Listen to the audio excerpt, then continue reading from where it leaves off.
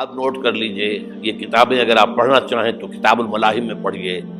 بدترین عذاب عربوں پر آیا کھڑا ہے، سروں پر تنا ہوا ہے، بدترین. ایسی جنگ ہونی ہے الملحمۃ العظمیٰ، جس کو کہ میں بھی آپ کو گواہی پیش کر دوں گا، جسے کہا گیا دی لاسٹ کروسیڈ. بش نے بھی کروسیڈ کا لفظ بول دیا تھا، پھر واپس لیا اس نے. نکل جاتی ہے جس کے منہ سے سچی بات مستی میں. فقیہ مصلحت بین سے اور ہندے بادہ خار اچھا، کروسیڈ کہہ کر پھر واپس لیا. یہ کروسیڈ، اس کے اوپر جس قدر نقصان ہونا ہے عربوں کا. گریٹر اسرائیل بنے گا، یہ عراق، شام، اردن، سعودی عرب کا کچھ شمالی علاقہ، ترکی کا جنوبی علاقہ، مصر کا صحرائے سینا، اور اس کے ساتھ ہی جو بہترین اس کا زرخیز ترین علاقہ ڈیلٹا آف نائل، یہ سب یہودیوں کے قبضے میں جائے گا. اس کو حدیث میں کہا گیا الملحمۃ العظمیٰ. عیسائی 80 علم لے کر ہے مسلمانوں تم پر حملہ آور ہوں گے، اور ہر علم کے نیچے 12,000 فوج ہوگی. 9.5 لاکھ فوج. یہ نیٹو کی تیاری کس کے لیے ہو رہی ہے؟ جب یو ایس ایس آر کا خاتمہ ہوا تو پوچھا گیا تھا نیٹو چیف سے، اب کس لیے؟ تمہارا وہ دشمن تو ختم ہو گیا، اب ہمیں اسلامک فنڈامنٹلزم سے نمٹنا ہے. وہ جانتے ہیں خطرہ یہی ہے، اب اسلام ابھر سکتا ہے. مسلمانوں کے سینوں کے اندر وہ آگ ہے، اوپر خاکستر آ گیا ہے، تم پہ اٹھانا بیٹھنا. یہ اندر تو انگارہ ہے، اوپر سے راکھ ہے، اس سے دھوکہ نہ کھا جانا ان کے دلوں کے اندر. اور بش نے کہا تھا مسلمان چاہتے ہیں کہ ہسپانیہ سے لے کر انڈونیشیا تک نظام خلافت قائم کریں.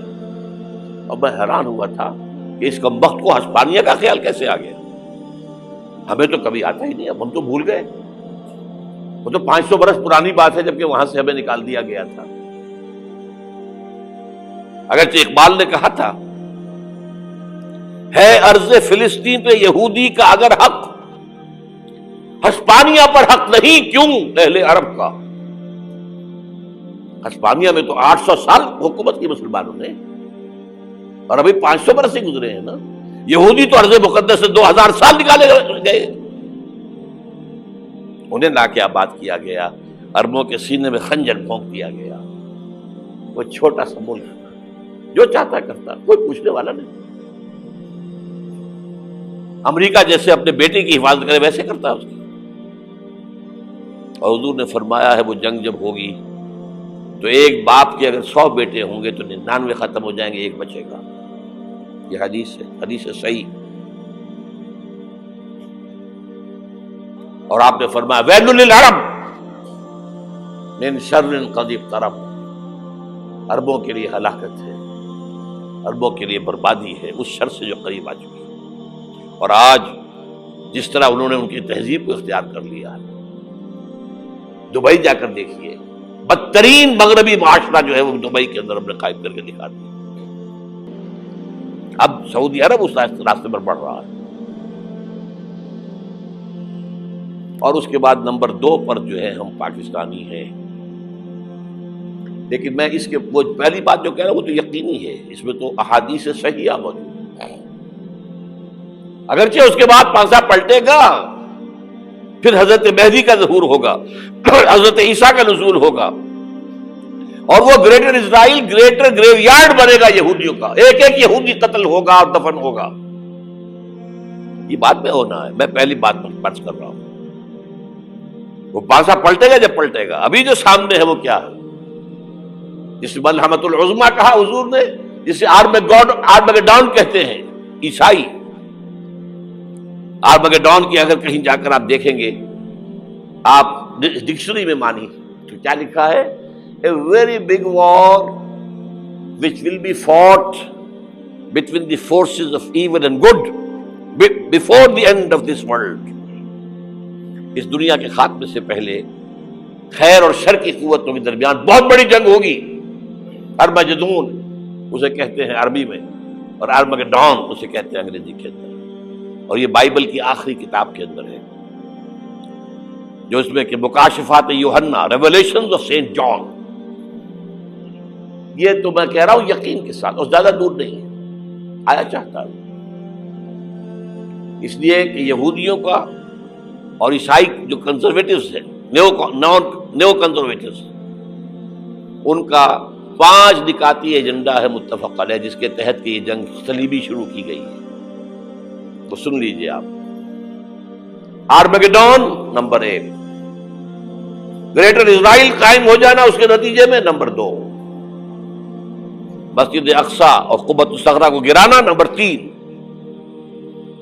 وہاں 3rd ٹیمپل، وہ مسجد جو حضرت سلیمان نے بنائی تھی 1000 قبل مسیح میں، پھر برباد کی تھی نبوکدنضر نے، دوبارہ بنائی گئی، پھر دوبارہ ختم ہوئی 70 عیسوی تک گری پڑی ہے. ان کا خانہ کعبہ گرا ہوا ہے 70 عیسوی سے لے کر آج تک. ایک دیوار ہے ویلنگ وال، جہاں جاتے ہیں، روتے ہیں، پیٹتے ہیں، ماتم کرتے ہیں، وہاں وہ بنے گا 3rd ٹیمپل. اور نمبر 4، اس میں لا کر رکھا جائے گا تخت حضرت داؤد کا. یہ تخت کہاں ہے اس وقت؟ یہ لندن شریف کے اندر، جو ان کی پارلیمنٹ کا جو چرچ ہے، ویسٹ منسٹر ایبے، اس میں رکھا ہوا ہے. ایک پتھر تھا جس پر بٹھا کر حضرت داؤد کی تاج پوشی ہوئی، پھر حضرت سلیمان کی ہوئی، پھر وہ پتھر رکھ دیا گیا جب حضرت سلیمان نے بنایا ہیکل مسجد اقصی، وہاں رہا وہ. ہر بادشاہ جو تھا یہودی اسی کے اوپر بٹھا کر اس کی تاج پوشی ہوتی تھی. سن 70 میں ٹائٹس نے گرایا اسے ہیکل کو، وہ پتھر لے گیا، وہاں سے روم گیا، روم سے آئرلینڈ گیا، آئرلینڈ سے اسکاٹ لینڈ آیا، اسکاٹ لینڈ سے انگلینڈ آیا، اور اب وہ رکھا ہوا ہے 14ویں صدی عیسوی سے آج تک. وہ ویسٹ منسٹر ایبے میں رکھا ہوا، ایک کرسی کی سیٹ میں اسے بنا دیا گیا ہے تخت کی شکل میں. اب انگریزوں میں کوئی ملکہ ہو، کوئی بادشاہ ہو جس کی بھی تاج پوشی ہونی اس میں ہو. یہ لا کر رکھا جائے گا 3rd ٹیمپل میں، اور اس پر یہودیوں کے خیال کے مطابق ان کا مسیحا آئے گا جو مسیح دجال ہوگا. عیسائیوں کے خیال کے مطابق حضرت عیسیٰ آئیں گے، وہ ہمارا بھی خیال ہے حضرت عیسیٰ آئیں گے علیہ السلام. بہرحال یہ تو بعد کی باتیں ہیں نا. اس وقت جو میں عرض کر رہا ہوں، عربوں پر بہت بڑا عذاب، اور پاکستان کا معاملہ البتہ یہ ہے، میں یقین سے نہیں کہہ سکتا. ہینگنگ ان دی بیلنس، ہو سکتا ہے اللہ تعالیٰ ہم پر رحم فرمائے، ہو سکتا ہے، اگرچہ اس کی کچھ شرائط ہوں گی. چمن کے مالک اگر بنا لیں موافق اپنا شعار، اب بھی چمن میں آ سکتی ہے پلٹ کر چمن سے روٹھی بہار، اب بھی ہو سکتی ہے. اور یہ بھی ہو سکتا ہے کہ اللہ تعالیٰ نے معجزانہ طور پر ہمیں ملک دیا، ہم نے اللہ سے بدعہدی کی، وعدہ خلافی کی، غداری کی، لہذا سزا دی جائے اور ہم سے یہ ملک چھین لیا جائے. It's just possible. دور نہ سمجھے اسے، انہونی بات نہ سمجھے.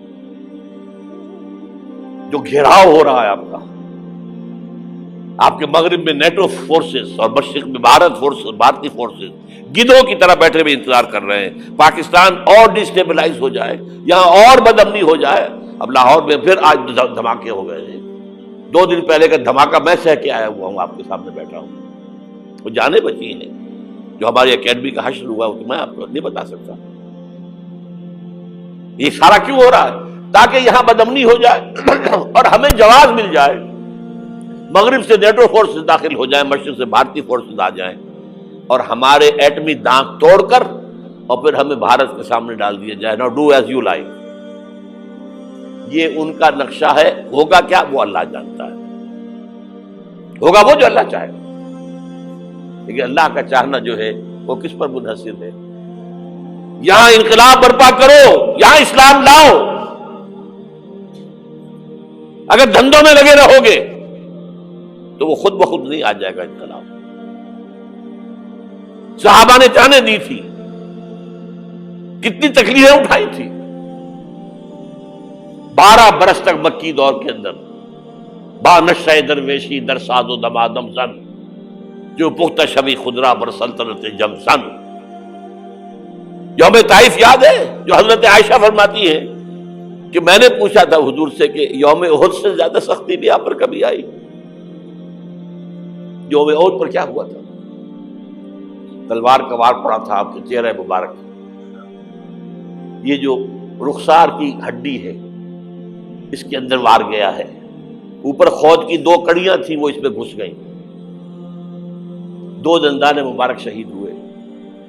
وہ خود کی کڑیاں ایک صحابی نے اپنے دانتوں سے پکڑ کے کھینچنے کی کوشش کی، دانت نکل گئے، وہ نہیں نکلی، کیا جتن کر کے نکالی گئی ہوگی تو خون کا فوارہ آیا، اتنا خون گیا ہے کہ آپ بے ہوش ہو گئے، گر گئے، اور مشہور یہ ہو گیا کہ آپ کا انتقال ہو گیا، شہادت ہو گئی۔ یہ سیرت کبھی پڑھی ہے؟ حضرت عائشہ کے ہوش کا تو یہی دور تھا نا، یوم طائف میں جو آپ کی کیا تھی، بچی تھی، انہیں کیا پتا کیا ہو رہا ہے حضور کے ساتھ۔ 3 دن تک حضور مکے کی گلیاں اور وہاں کے اوباش لوگ پتھراؤ کر رہے گئے تھے اس امید میں کہ شاید وہاں کا کوئی سردار ایمان لے آئے، تو یہاں تو ابو طالب بھی فوت ہو گئے، یہی دنیاوی سہارا تھا، خاندانی سہارا تھا ابو طالب کے ذریعے، اور گھر میں ایک دلجوئی کرنے والی رفیقہ حیات تھی، وہ بھی، ان کا بھی انتقال ہو گیا۔ آپ نے کہا یہ عام الحزن ہے، اب تو سب کو طے ہو گیا قریش کو کہ آپ جیسے قتل کر دو ان کو، اسی لیے آپ گئے طائف، شاید وہاں کا کوئی بڑا سردار مانے، ایمان لے آئے مجھ پر، تو میں اپنا مرکز ادھر شفٹ کر دوں۔ تینوں سے ملے ہیں، تینوں نے وہ جواب دیے ہیں، نکل جاؤ یہاں سے، میں تمہارے ساتھ بات بھی کرنے کو تیار نہیں۔ اچھا، تمہارے سوا کوئی نہیں ملا تھا اللہ کو نبی بنا کر بھیجنے کے لیے؟ دیکھو جاؤ، میں بات نہیں کرنا چاہتا، ہو سکتا ہے میں بے عزتی کر بیٹھوں، واقعی تم اللہ کے نبی ہو تو میں مارا جاؤں گا، جاؤ جاؤ جاؤ۔ یہ سلوک محبت کے ساتھ ہوا ہے۔ اور پھر چھوکروں کو، اسٹریٹ ارچنز جنہیں آپ کہتے ہیں، اشارہ کیا تھا، خبر لو ان کی، پتھراؤ ہو رہا ہے، ساتھ کوئی ہے ہی نہیں، ایک آدمی صرف، زید ابن حارثہ۔ اب سامنے سے پتھر آ رہے ہیں تو حضرت زید آگے آ جاتے ہیں، ڈھال بنتے ہیں، مجھے لگے پتھر حضور کو رہے، آپ پیچھے سے آ رہے ہیں، چاروں طرف سے تو ڈھال نہیں بن سکتا ایک شخص، جسم لہو لہان، خون جا کر جوتیوں میں جم گیا ہے، جوتی اتر نہیں دی۔ پھر وہاں سے واپسی پر جو دعا مانگی ہے، اللہم الیک اشکو ضعف قوتی وقلت حیلتی وہوانی علی الناس، اے اللہ تیری جناب میں فریاد لے کر آیا ہوں اپنے قوت کی کمی کا، اپنے وسائل کی کمی کا، اور جو ذلت و خواری ہو رہی ہے لوگوں کے سامنے، الا من تکلنی، مجھے کس کے حوالے کر دیا ہے، الا بعیدی یتجہمنی، یہ میرے اوپر ہجوم کر کے آ جائے، حملہ کرے، اور عدو من لگتا امرے، یہ دشمن کے حوالے میرا معاملہ کیا، جو چاہے کر دے وہ۔ لیکن پھر عبدیت غالب آتی ہے، ان لم یکن علی غضبک فلا ابالی، اللہ اگر تو ناراض نہیں ہے تو مجھے کوئی پرواہ نہیں، سر تقسیم خم ہے جو مزاج یار میں آئے، مجھے اندیشہ یہ ہے کہ تو ناراض تو نہیں ہوگی۔ یہ تکلیفیں جھیلی ہے، سینکڑوں صحابہ نے جانوں کا نذرانہ پیش کیا ہے، احزاب کی جنگ میں فاقوں پر فاقے ہو رہے تھے، اور ان فاقوں کی حالت میں خندق کھودنے کا حکم ملا ہے، لوگوں کی کمریں دوہری ہو رہی ہیں، پتھر باندھے ہیں اپنے پیٹوں سے، اپنی چادروں کے ساتھ کس کر کمر دوہری نہ ہو جائے، اور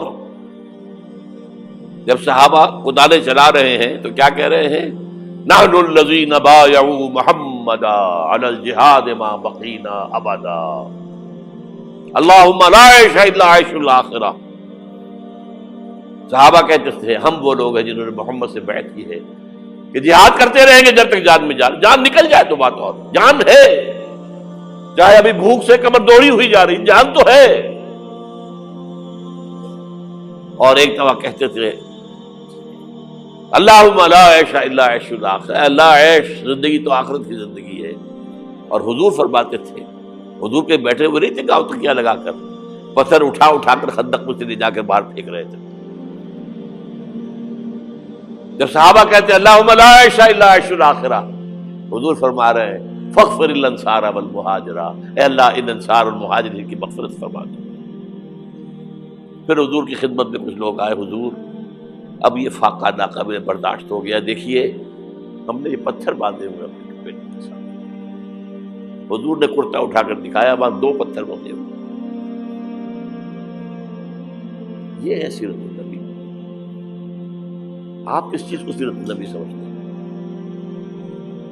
بہرحال اس موضوع پر میری ایک کتاب ہے منہج انقلاب نبوی، کہ انقلاب کیسے آیا تھا۔ اگر دل میں ذرا بھی آرزو پیدا ہو گئی ہو کہ اللہ قبول کر لے مجھے قبول کر لے اس کام کے لیے، تو وہ کتاب آپ کے لیے مسٹ ہوگی، اس کا پڑھنا۔